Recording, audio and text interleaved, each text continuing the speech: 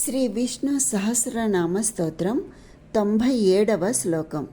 అరౌద్రః కుండలీ చక్రీ విక్రమ్యూర్జిత శాసనః శబ్దాధిక శబ్దసః శిశిరః సర్వరీకరః.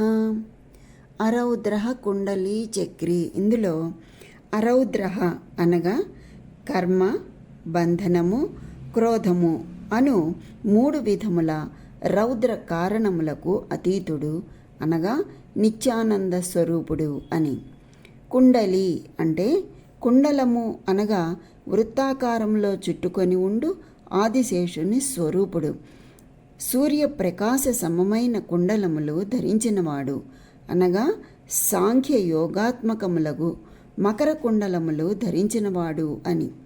చక్రి అనగా లోకరక్షణార్థము మనస్తత్వాత్మకమైన గొప్ప వేగము గల సుదర్శన చక్రమును ధరించినవాడు అనగా కాలచక్రమును త్రిప్పువాడు అని. విక్రమి అంటే గొప్ప పరాక్రమము సాహసము కలవాడు. ఊర్జిత శాసనః అనగా శక్తివంతమైన ఉల్లంఘించుటకు వీలు కాని శాసనములు చేసినవాడు అనగా శృతి స్మృతి రూపములలో ధిక్కరించరాని ఆజ్ఞలు చేసినవాడు అని. శబ్దాతికః అనగా మాటలతో కానీ లేదా శబ్దములతో కానీ వర్ణించలేని మహాతత్వము కలవాడు అనగా వర్ణనాతీతుడు, శబ్దాతీతుడు అని. శబ్దసహ శబ్దసహితముగా ఉండువాడు, ఓంకారముతో కూడి ఉండువాడు, శబ్దాత్మకములైన వేదముల స్వరూపుడు. శిశిరః కాలాంతమున రాలిపోయిన వారికి విశ్రాంతిని ఇచ్చువాడు, తాపత్రయ సంతాప చిత్తులకు విశ్రాంతి స్థానమైనవాడు అనగా చల్లనివాడు, శాంతిదాత అని.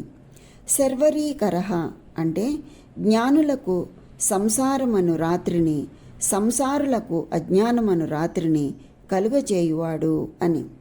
ఈ శ్లోకంలో మనకి 906వ నామం నుంచి 914వ నామం వరకు తెలియచేసి ఉన్నారు.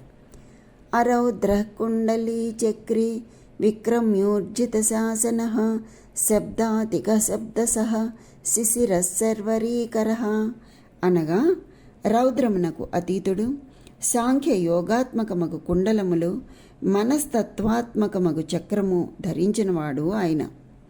గొప్ప విక్రమము, వర్ణనాతీతమగు ప్రవృత్తి కలిగి ఉల్లంఘించుటకు వీలుగాని శాసనములు చేసినవాడు ఆయనే. మరియు ఓంకార శబ్దంతో కూడి ఉండినవాడు, చంద్రుని వలె చల్లనివాడు, విశ్రాంతినిచ్చువాడు ఆయనే. అట్టి పరమాత్మనకు ప్రణామములు అని. స్వస్తి.